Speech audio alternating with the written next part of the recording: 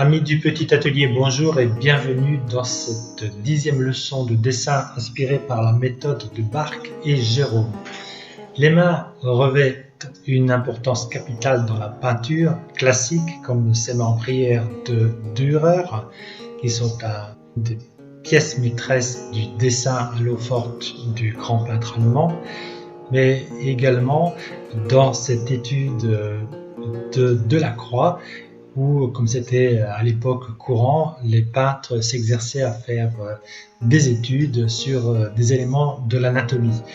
Ici, l'étude en elle-même est une véritable œuvre d'art.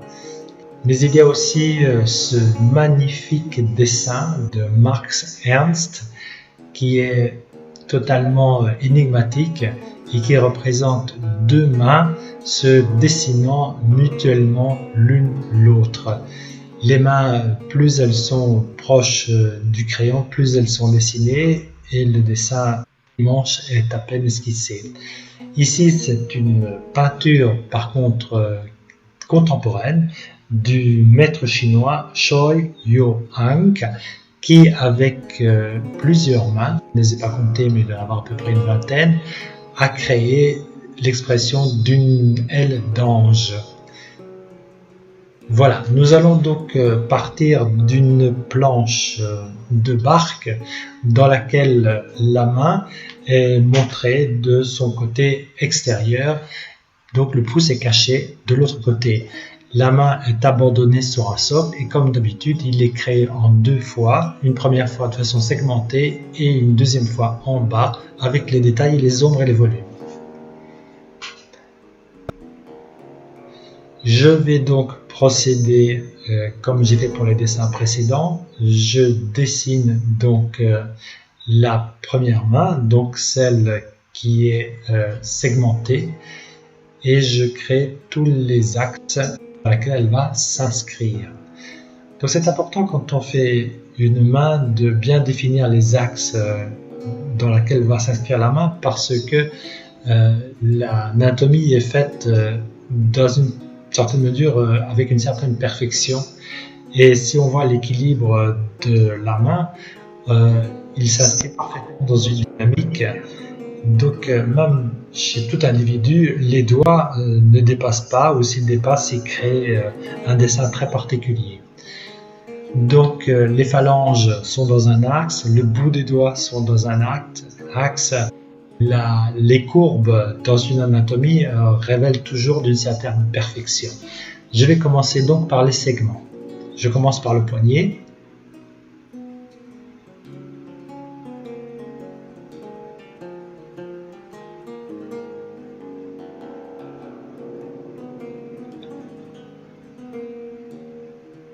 Et je commence par créer toute la silhouette de la main.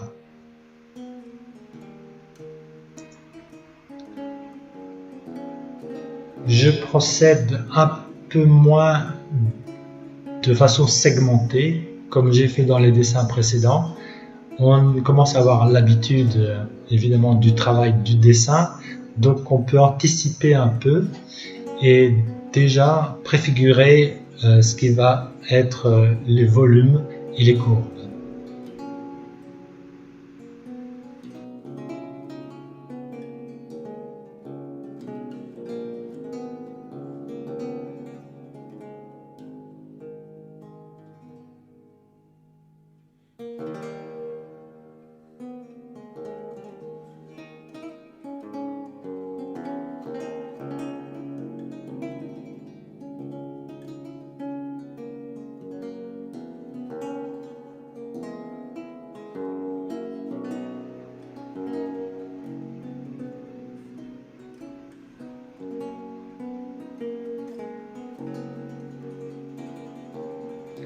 C'est cette segmentation qui donne un équilibre à la main.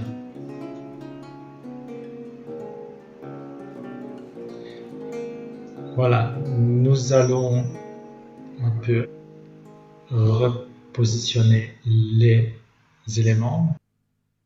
Après, donc je retrace avec le fusain et nous allons passer à la deuxième partie du dessin.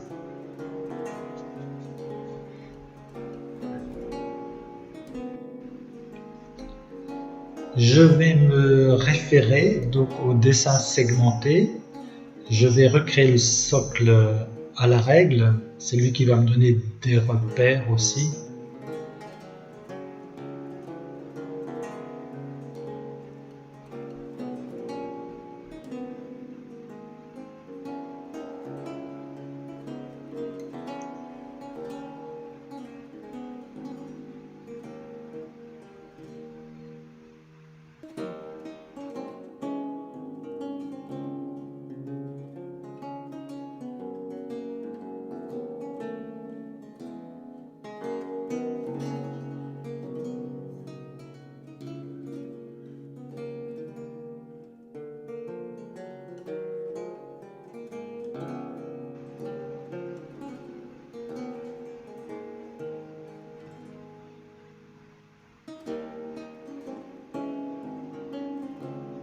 Vous voyez qu'en suivant donc, le dessin du dessus, je n'ai pas donc de crainte à sortir de la dynamique et de l'anatomie proprement dite de la main.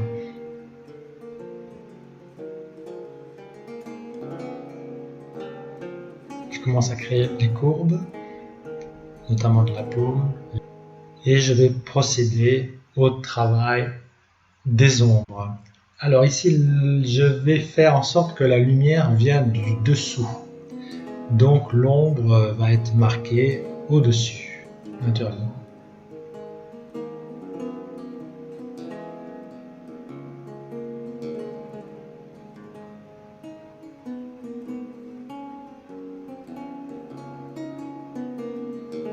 Ce sont les ombres que je vais marquer sur les doigts qui vont littéralement donner le volume des muscles qui se trouvent dans la main. Donc comme je le disais, il existe deux types d'ombres. Il y a l'ombre proprement dite, et puis il y a ce qu'on appelle l'ombre portée, c'est-à-dire l'ombre portée par d'autres éléments du dessin.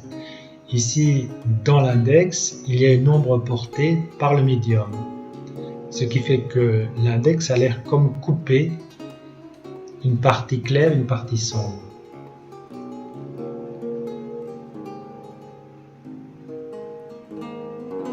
Pour ce qui est des autres doigts, il n'y a pas d'ombre portée, il n'y a que l'ombre proprement dite.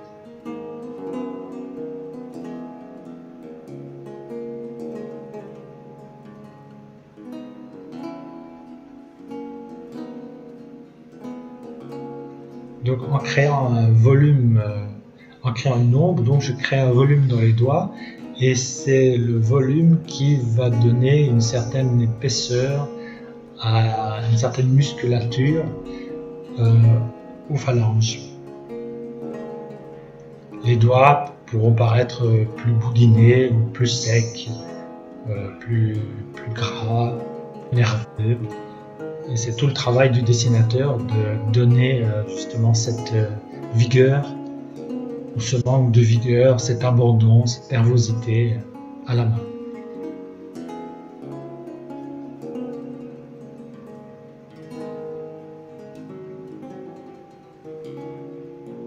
Pour terminer le travail, je vais le marquer avec le fusain. D'une part, le fusain est beaucoup plus souple que le crayon. Les dégradés sont beaucoup plus forts. Et l'avantage du fusain, c'est qu'il s'efface très facilement si jamais il y avait une erreur.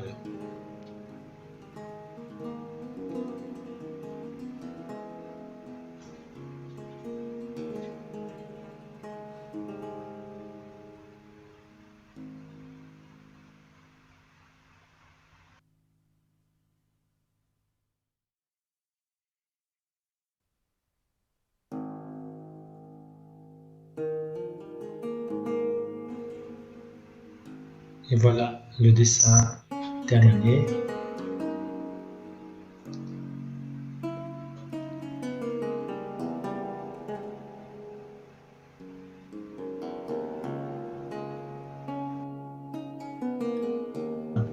Merci d'avoir suivi le petit atelier. J'espère que cette leçon vous aura été agréable et utile. À bientôt. Au revoir.